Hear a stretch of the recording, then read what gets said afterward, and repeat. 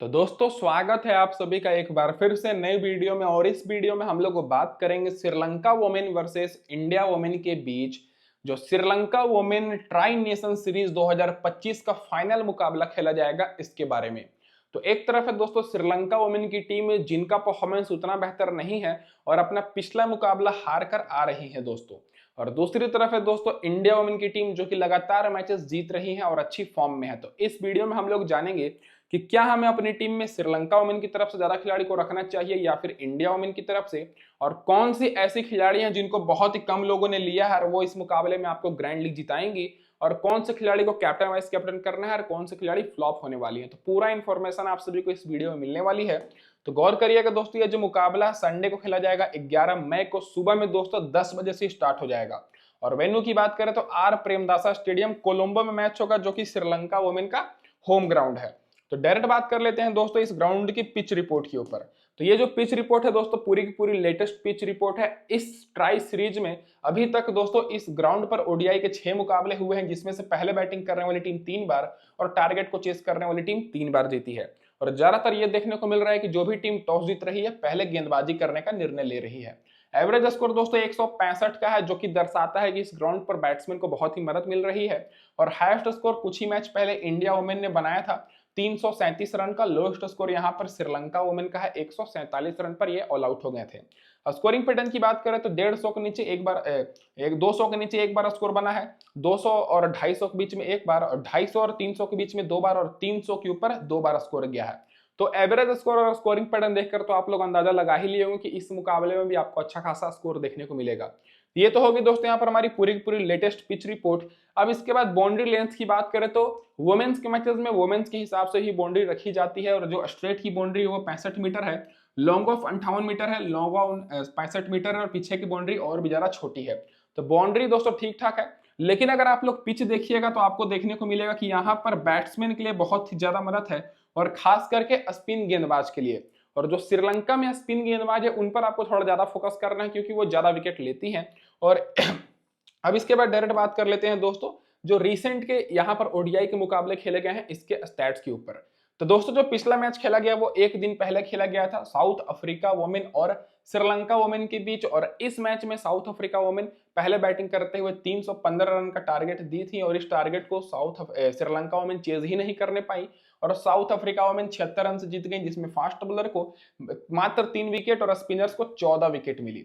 तो आप लोग देख ही सकते हैं कि इस ग्राउंड पर स्पिनर्स को कितनी मदद मिल रही है। और उससे पहले जो मुकाबला हुआ था वो इंडिया वुमेन और साउथ अफ्रीका वुमेन के बीच हुआ था, और इस मैच में इंडिया वुमेन 23 रन से जीत गई थी दोस्तों, जिसमें फास्ट बॉलर को 8 विकेट और स्पिनर्स को 7 विकेट मिली थी।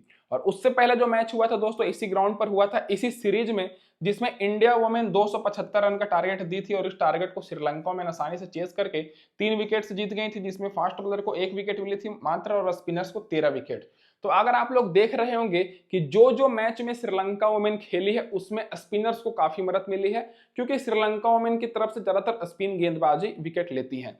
और इस मुकाबले में भी आपको स्पिनर्स पर थोड़ा ज्यादा फोकस करना है टीम बनाते समय, क्योंकि जो पिछले 3 यहाँ पर ओडीआई के मुकाबले हुए हैं वुमेन्स के, उसमें से फास्ट बॉलर को मात्र 12 विकेट मिली है और स्पिनर्स को दोस्तों 34 विकेट। तो दुगना से भी ज्यादा विकेट मिल रही है दोस्तों यहाँ पर स्पिनर्स को। तो आपको अपनी टीम में स्पिन गेंदबाज पर थोड़ा ज्यादा फोकस करना है, जिसमें से फर्स्ट इनिंग में फास्ट बॉलर को 6 विकेट और स्पिनर्स को 18 विकेट मिली है, और सेकेंड इनिंग में दोस्तों फास्ट बॉलर को मिली है 6 विकेट और स्पिनर्स को 16 विकेट। तो फर्स्ट इनिंग हो या सेकेंड इनिंग आपको स्पिन गेंदबाज पर थोड़ा ज्यादा फोकस करना है दोस्तों। अब इसके बाद डायरेक्ट बात कर लेते हैं दोस्तों यहाँ पर रिसेंट फॉर्म के ऊपर और हेड टू हेड रिकॉर्ड के ऊपर। तो श्रीलंका वुमेन अभी तक इस ट्राई सीरीज में 4 मुकाबला खेली है, जिसमें से 2 मैच जीती है, 2 मैच हारी है। और इंडिया वुमेन इस अभी ट्राई सीरीज में 4 मुकाबले ये भी खेले हैं, जिसमें से एक ही मुकाबला केवल हारी है। और दोनों टीम्स के बीच पिछले 5 सालों में देखा जाए तो दोस्तों 5 ओडीआई के मुकाबले हुए हैं, जिसमें से श्रीलंका वुमेन 1 बार बाजी मारी है और इंडिया वुमेन 4 बार।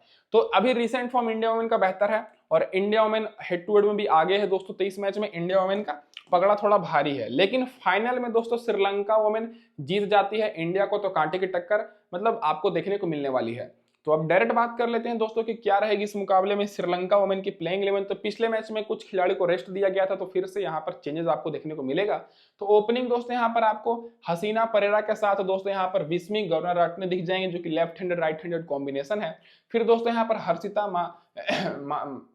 माधवी, उसके बाद दोस्तों सी अतुपत्थु, फिर यहाँ पर कविस्का दिलेरी, फिर यहाँ पर एन दी क्लर्क, और फिर यहाँ पर संजीवानी। उसके बाद दोस्तों यहाँ पर देखा जाएगा दी विहांगा, फिर दोस्तों सुगंधिका कुमारी, फिर एम मदारा, उसके बाद यहाँ पर आई रणवीरा। तो प्लेइंग 11 श्रीलंका वुमेन की यही रहने वाली है। और यहाँ पर दोस्तों मैं आपको एक चीज ये बता दूं कि ज्यादातर इधर से आपको स्पिनर्स पर फोकस करना है टीम बनाते समय, जिसमें से पावर प्ले में एम मादरा, उसके बाद दोस्तों सुगंधिका कुमारी, और यहाँ पर विहांगा बॉलिंग कराएंगे, और आखिरी ओवर में सुगंधिका कुमारी, और यहाँ पर चमीरा अतुपत्तु। ये होगी दोस्तों यहाँ पर श्रीलंका वुमेन की प्लेइंग 11। अब आगे बढ़ने से पहले अपने भाइयों को ये बोल दूं कि अगर आप लोग चैनल को सब्सक्राइब नहीं किए तो फटाफट से कर दीजिए, और जो लोग अभी तक टेलीग्राम चैनल पर नहीं जुड़े हैं जुड़ जाइएगा, लिंक मैंने डिस्क्रिप्शन में दिया है, क्योंकि यहाँ पर आपको सारे मैचेस की अपडेट्स बिल्कुल फ्री में दी जाएगी। और नोटिफिकेशन बेल को ऑन करके बस वीडियो को लाइक कर दीजिए, मेरे लिए इतना ही काफी है। और अब चलिए जान लेते हैं दोस्तों सारे खिलाड़ियों के रिसेंट फॉर्म के ऊपर। तो श्रीलंका वुमेन की तरफ से जैसे मैंने आपको बताया कि हसीना परेरा और यहाँ पर बिस्मी गौरवरत्ने ओपनिंग करते हुए दिखेंगी, और इन दोनों का परफॉर्मेंस उतना ज्यादा बेहतर नहीं है, तो इन दोनों पर आपको उतना फोकस नहीं करना है। क्योंकि अगर आप लोग देखिएगा तो पिछले मैच में 30 रन, 22 रन, 42 रन और 30 रन, तो जो पिछला 4 मैच ये खेली है उसमें से 50 रन भी ये नहीं बनाने पाई है। ओडीआई के मैचेस में 30-32 रन उतना मायने नहीं रखता है, मैं आपको पहले ही बता देता हूं। और इनका रिसेंट फॉर्म भी उतना ज्यादा बेहतर नहीं है, तो ये दोस्तों थोड़ा सा इनको स्टार्ट तो मिलता है, लेकिन पारी को लंबी नहीं करने पाती है। और यहाँ पर विस्मी गौरवरत्ने की बात करें तो इनका भी परफॉर्मेंस उतना कुछ खास नहीं है। 24 रन, 33 रन, 29 रन, 6 रन, और रिसेंट फॉर्म इनका 1-2 मैच में बेहतर है। तो अगर आप लोग इन दोनों को रख रहे हैं तो ग्रैंड लीग में रखिएगा, नहीं तो ये दोनों इस मैच में रिस्की ऑप्शन रहेंगी, क्योंकि दोनों टीम्स की बॉलिंग लाइनअप बहुत ही स्ट्रांग है, और जो खिलाड़ी यहाँ पर शुरू से परफॉर्मेंस कर रही हैं उन्हीं पर आपको थोड़ा ज्यादा फोकस करना है। और एक चीज मैं क्लियर कर दूं कि अगर श्रीलंका वुमेन पहले बैटिंग करती है तो हो सकता है कि लो स्कोरिंग मैच भी हो जाए, और अगर इंडिया वुमेन पहले बैटिंग करेगी तो हाई स्कोरिंग मैच भी आपको देखने को मिल सकता है। बाकी हर्षिता माधवी की बात करें तो दोस्तों ये इस मुकाबले में इंपॉर्टेंट रहेंगी। हर्षिता माधवी समर विक्रमा इनका पूरा नाम है, और पिछले मैच में इन्होंने 33 रन की पारी खेली, उससे पहले 53 रन, 77 रन, तो 3 मैच में लगातार इन्होंने अच्छा परफॉर्मेंस किया है, और इस सीरीज से पहले भी इनका परफॉर्मेंस बहुत ही ज्यादा लाजवाब था। तो टॉप ऑर्डर से दोस्तों आपको हर्षिता माधवी पर ज्यादा फोकस करना है। उसके बाद दोस्तों यहाँ पर चमीरा अतुपत्तु के ऊपर, क्योंकि ये गेंदबाजी भी करेंगे और बैटिंग भी करेंगे, और सेफ ऑप्शन भी है कैप्टन वाइस कैप्टन के लिए। पिछले मैच में 52 रन 2 विकेट इनको मिला था, उससे पहले 23 रन 3 विकेट, और शुरू के 2 मैच में फ्लॉप हुई थी, तो सभी को लग रहा था कि परफॉर्मेंस नहीं करेंगी, लेकिन पिछले 2 मैच में कमबैक कर चुकी हैं। बॉलिंग से तो इनको कंफर्म है कि विकेट मिलेगा ही, और बैटिंग से दोस्तों थोड़ा बहुत और अगर अच्छा परफॉर्मेंस करेंगे तो सबसे इंपॉर्टेंट यही रहने वाली है। रिसेंट फॉर्म इनका उतना ज्यादा बेहतर है नहीं बैटिंग से, लेकिन अभी फिलहाल कुछ मैच से देखा जाए तो फॉर्म में पकड़ चुकी है, इंपॉर्टेंट है। बाकी यहाँ पर कविसा दिलेरी की बात करें तो ये भी दोस्तों इस मुकाबले में इंपॉर्टेंट रहने वाली है, क्योंकि दोस्तों ये भी ऑलराउंडर है, इनको विकेट नहीं मिल रही है। अगर आप लोग देखिएगा तो पिछला जो ये 4 मैच खेली है इसमें से इनको विकेट ही नहीं मिली है, लेकिन अच्छी बात यह है कि इनके बैटिंग से, इनके बल्ले से रन निकल रहा है। पिछले मैच में 35 रन, फिर 61 रन, फिर 25 रन और 45 रन की पारी खेली, उससे पहले भी परफॉर्मेंस इनका बेहतर है। तो ये जो मिडिल ऑर्डर से 3 खिलाड़ी हैं, हर्षिता माधवी, उसके बाद चमीरा अतुपत्तु और यहाँ पर काविसा दिलेरी, ये तीनों खिलाड़ी इस मुकाबले में इंपॉर्टेंट ऑप्शन रहने वाली है, क्योंकि इनमें से 2 ऑलराउंडर हैं, और आपको वुमेन्स के मैचेस में ऐसे खिलाड़ियों पर ज्यादा फोकस करना है जो कि बैटिंग एंड बॉलिंग दोनों कराएंगी। बाकी यहाँ पर एन दी सिल्वा की बात करें तो ये दोस्तों रिस्की ऑप्शन रहेंगी, क्योंकि इनका परफॉर्मेंस देखा जाए तो केवल एक मैच में बेहतर आया है 56 रन, और बाकी पिछले मैच में 14 रन पर आउट होगी। रिसेंट फॉर्म उतना बेहतर नहीं है।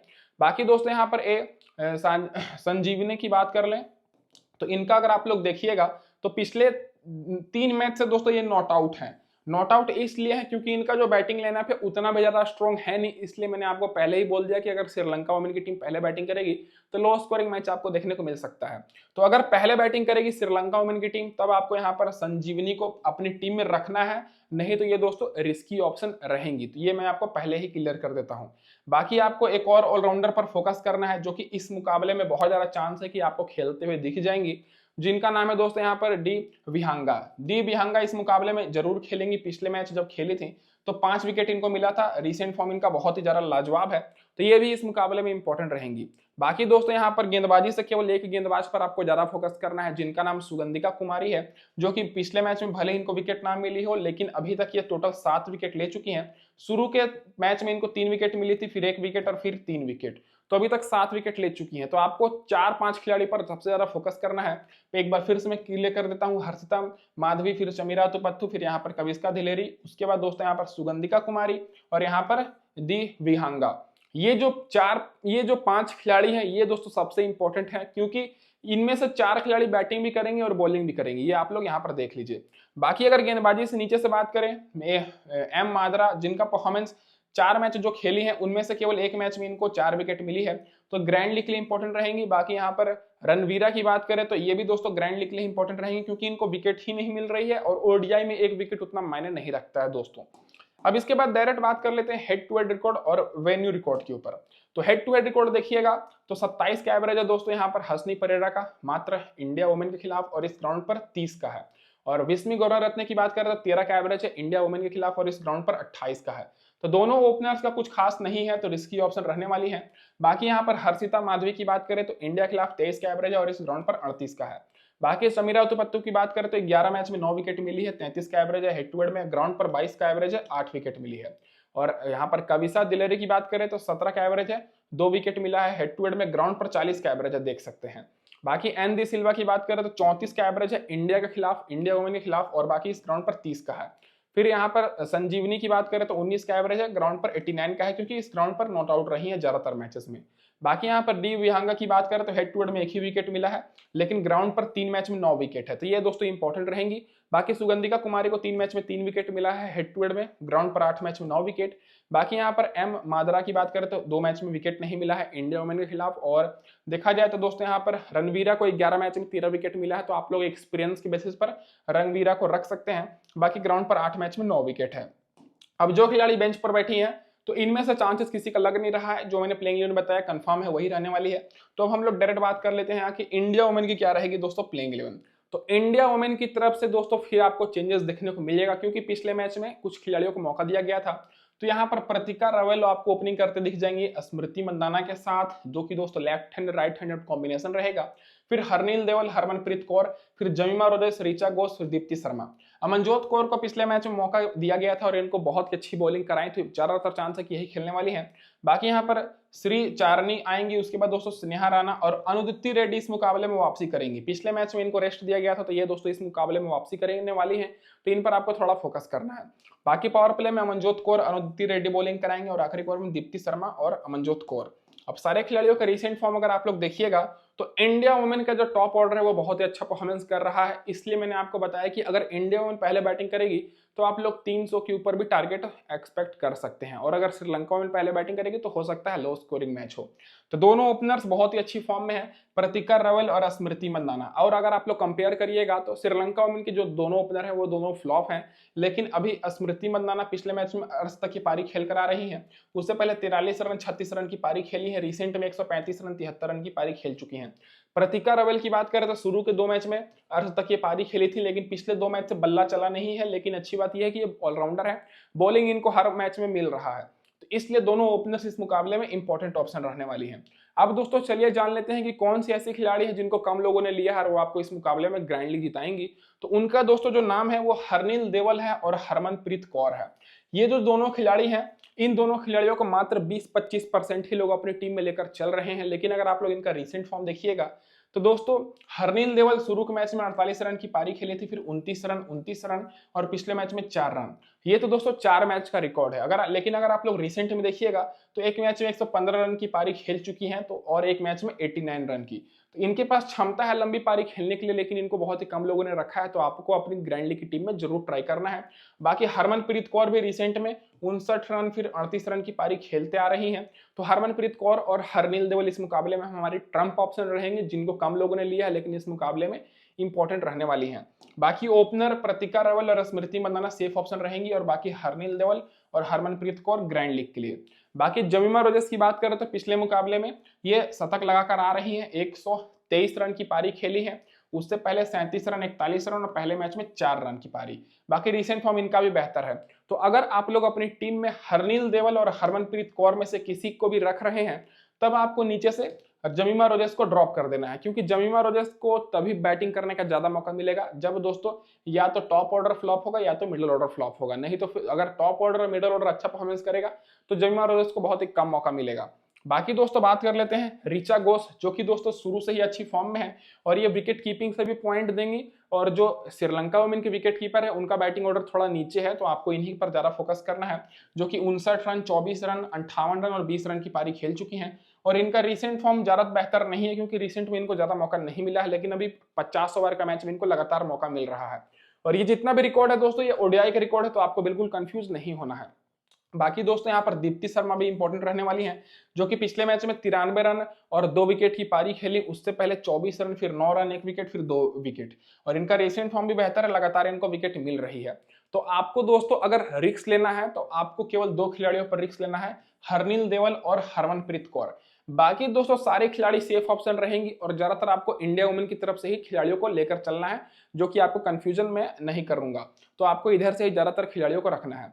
बाकी अमनजोत कौर को भी पिछले मैच में 3 विकेट मिली है, तो आप लोग इनको तभी रखिएगा जब इंडिया वुमेन की टीम पहले बॉलिंग करे, नहीं तो इनको ड्रॉप कर सकते हैं क्योंकि रिसेंट में ये फ्लॉप भी ज्यादातर होती हैं दोस्तों।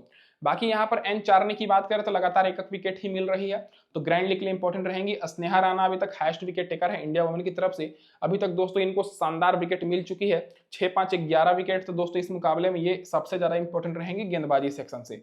और जो ग्रैंड लीग में ट्रम्प ऑप्शन रहेंगी वो अनुदिति रेड्डी रहेंगी, क्योंकि इनका शुरू से एक विकेट मिल रही है, लेकिन बॉलिंग में आपको ज्यादा ऑप्शन देखने को नहीं मिलेगा। तो स्नेहा राणा को तो रखिएगा, बाकी अनुदिति रेड्डी इस मुकाबले में ट्रम्प ऑप्शन रहने वाली है। और स्नेहा राणा हालांकि ऑलराउंडर है, लेकिन बैटिंग अभी इनको मिल नहीं रहा, तो बॉलिंग से इन्होंने अच्छा परफॉर्मेंस किया है दोस्तों। अब हेड टू हेड रिकॉर्ड और वेन्यू रिकॉर्ड की बात करें तो प्रतीका रवल का 85 का एवरेज है देखा जाए तो हेड टू हेड में, और इस ग्राउंड पर दोस्तों 54 का एवरेज है, 2 विकेट मिली है। स्मृति मंदाना का 44 का एवरेज है और ग्राउंड पर 37 का है। और तो ग्राउंड पर अगर आप लोग रिकॉर्ड देखिएगा तो केवल इसी सीरीज का रिकॉर्ड है, क्योंकि इससे पहले कोई खिलाड़ी इस ग्राउंड पर ओडीआई मैच खेले ही नहीं है। हरनील देवल का 36 का एवरेज है हेड टू हेड में, ग्राउंड पर 35 का है। हरमनप्रीत कौर का 26 का एवरेज है हेड टू हेड में, ग्राउंड पर 49 का है। जमीमा रोजर्स का कुछ खास नहीं है हेड टू हेड में सॉरी दोस्तों, यहाँ पर शायद जमीमा रोजर्स का कुछ खास नहीं है दोस्तों हेड टू हेड में। पिछले मैच में भले ही शतक लगाई हो, लेकिन वो साउथ अफ्रीका वुमेन के खिलाफ ये लगाई थी, तो हेड टू हेड में कुछ खास नहीं है। और ग्राउंड पर 67 का एवरेज है दोस्तों। बाकी ऋचा घोष का 22 का एवरेज है हेड टू हेड में, ग्राउंड पर 34 का है। दीप्ति शर्मा का रिकॉर्ड सबसे बेहतर है, 38 का एवरेज है, 12 विकेट मिला है दोस्तों मात्र 10 मैच में, और ग्राउंड पर 42 का एवरेज है, 5 विकेट मिला है। तो जो खिलाड़ियों के बारे में आपको बताया कि वो इंपॉर्टेंट रहेंगी। बाकी Amanjot Kaur head to head नहीं खेली है, ग्राउंड पर एक मैच में 3 विकेट है। और यहाँ पर श्री चारने की बात करें 2 में 3 विकेट है, स्नेहा राणा 2 में 6 विकेट है, हेड टू हेड में 2 में 2 विकेट है, अनुदिति रेड्डी। और ग्राउंड पर जो सबसे ज्यादा बेहतर रिकॉर्ड है वो 4 मैच में 11 विकेट है स्नेहा राणा का। तो इन्हीं पर ज्यादा आपको फोकस करना है गेंदबाजी में। अब डायरेक्ट बात कर लेते हैं जो खिलाड़ी बेंच पर बैठी हैं। तो पिछले मैच में एस उपाध्याय को मौका मिला था, विकेट नहीं मिला था, तो इनकी जगह पर अनुदिति रेड्डी इस मुकाबले में वापसी करेंगी। अब डायरेक्ट बात कर लेते हैं दोस्तों यहाँ पर हमारी टीम कॉम्बिनेशन के ऊपर। तो यहाँ पर 2 प्रकार की टीम रहेगी हमेशा की तरह। तो उससे पहले अपने भाइयों को ये बोल दो कि चैनल को सब्सक्राइब नहीं किए फटाफट से कर दीजिए, ताकि आए के सारी अपडेट्स आपको सबसे पहले मिलती रहे, और नोटिफिकेशन बेल को जरूर ऑन कर लीजिएगा दोस्तों। तो पहली टीम की बात करें तो पहली टीम में मैंने यहाँ पर कैप्टन किया है चमीरा तुपत्तु को और दीप्ति शर्मा को वाइस कैप्टन, जो कि मैक्सिमम लोग ओवर बॉलिंग भी कराएंगी और बैटिंग भी करेंगी। तो और बैटिंग ऑर्डर भी दोस्तों चमीरा तुपत्तु का बहुत ही बेहतर है, सेकंड डाउन आ जाएंगी, फर्स्ट डाउन बैटिंग करने। उसके बाद मैंने स्नेहा राणा को लिया है, जो कि अभी तक 11 विकेट ले चुकी हैं। फिर यहाँ पर दोस्तों दी विहंगा को मैं ले रहा हूं और अमनजोत कौर को। और अगर इंडिया वुमेन की टीम टॉस हारती है तो फिर अमनजोत कौर की जगह पर मैं यहाँ पर बैट्समैन को भी रख सकता हूँ। बाकी यहाँ पर सुगंधिका कुमारी को मैंने बॉलिंग से रखा है। यहाँ पर प्रतीका रवल, जमीमा रोजर्स, हरमनप्रीत स्मृति मंदाना, और यहाँ पर एच माधवी को, और विकेट कीपर से ऋचा घोष को। तो देखा जाए तो 7 खिलाड़ी मैंने यहाँ पर इंडिया वुमेन की तरफ से रखा है और मात्र 4 खिलाड़ी श्रीलंका वुमेन की तरफ से, क्योंकि श्रीलंका वुमेन की तरफ से ज्यादातर खिलाड़ी अच्छी फॉर्म में नहीं है और इंडिया वुमेन की तरफ से ज्यादातर खिलाड़ी अच्छी फॉर्म में है। तो ये होगी हमारी यहाँ पर पहली टीम, जो कि थोड़ी सेफ टीम है। अब ग्रैंड लीग की टीम के हिसाब से बात करें तो ग्रैंड लीग में मैंने जो रिस्क लिया है वो प्रतीका रवल के ऊपर मैंने लिया, क्योंकि अभी नई खिलाड़ी हैं और ये बहुत ही अच्छा परफॉर्मेंस करती हैं, और बैटिंग से तो दोस्तों अभी अच्छा कर रही हैं पिछले 2 मैच से, और बॉलिंग से भी कर रही हैं। तो इस मैच में बड़ी पारी खेल सकती हैं क्योंकि फाइनल का मैच है। उसके बाद दोस्तों मैंने यहाँ पर हरनील देवल के ऊपर रिस्क लिया है, तो हरनील देवल को यहाँ पर मैं रख रहा हूँ, इसलिए मैंने जमीमा रोजर्स को नहीं रखा है। फिर यहाँ पर स्मृति मंदाना, एच माधवी को मैंने लिया, ऋचा घोष को। बाकी मैंने ऑलराउंडर सारी यहाँ पर वही लिया है, केवल मैंने एक चेंजेस ये किया है कि यहाँ पर के धिलारी को मैंने अपनी टीम में रखा है, जो कि पिछले मैच में नहीं खेली थी और इस मैच में इनका खेलने का चांसेस बहुत ज्यादा हाई है। तो ये दोस्तों इस मुकाबले में हमारी ट्रम्प ऑप्शन रहेंगी। बाकी मैंने यहाँ पर स्नेहा राणा, विहंगा, स्मृति मंदाना, चमीरा तुपत्तु, बॉलिंग से यहाँ पर एन चारनी को मैं रख रहा हूँ। आप लोग इनकी जगह पर सुगंधिका कुमारी को भी रख सकते हैं। तो ये होगी हमारी पहली टीम, ये होगी हमारी दूसरी टीम है। जो लोग अभी तक चैनल पर पहली बार आए सब्सक्राइब फटाफट से कर लीजिएगा, और वीडियो को लाइक नहीं किया लाइक कर दीजिए। तो इस वीडियो में दोस्तों बस इतना ही। वीडियो देखने के लिए आप सभी का बहुत बहुत धन्यवाद दोस्तों।